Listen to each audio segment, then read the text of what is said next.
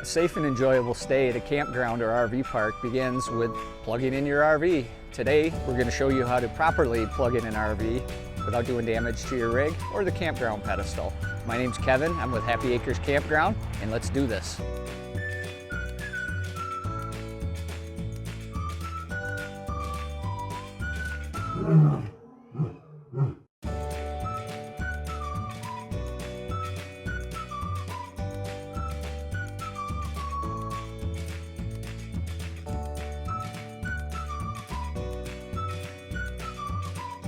First, we'll start with the cord.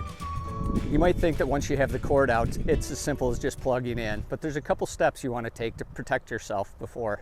First, let's open up the panel.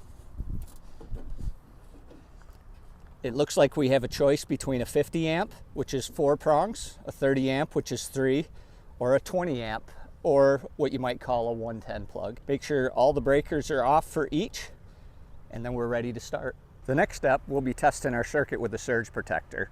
This one is a 30 amp surge protector. You can tell by the 3 prongs, but it also mentions it on the front. So let's go down and plug this in.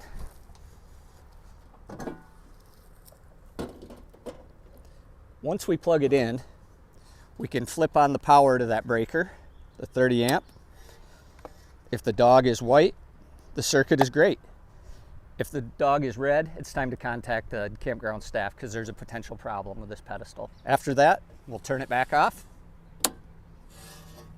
And let's head back to the van. Now that we've tested the circuit, turned the breaker back to off, we're ready to connect the power to the RV.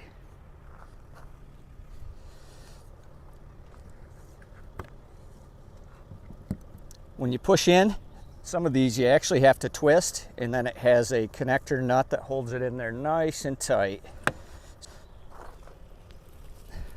What I like to do then is coil any loose wire up next to my van so I can prevent any kind of a trip hazard. I'll plug into the surge protector. I'll open the box. I'll look for the 30 amp breaker. Back on again. Now imagine you show up at a campground, you open up the panel, and there's only one plug. It doesn't match the one you have. You have some options. First, we have what's called a 30 to 50 adapter. It has 3 prongs. You could plug in your plug to that and then into a 50 amp outlet. These adapters, these 2 adapters are exactly the same thing. They allow plugging into a 50 amp outlet with your 30 amp rig. One of them will dangle lower below the box. The other one is a more straight in approach. Either one works just fine in most situations. The other option you have is to plug your 30 amp into this end, where you can plug into a 20 amp plug or a 110 plug at that point. You won't have all the juice that you might have in a true 30 amp or a 50 amp circuit, but it certainly will get you by and charge your batteries and give you your basic necessities. Now that you're all plugged in, it's time to enjoy your camping weekend. But remember, don't just camp. Camp happy.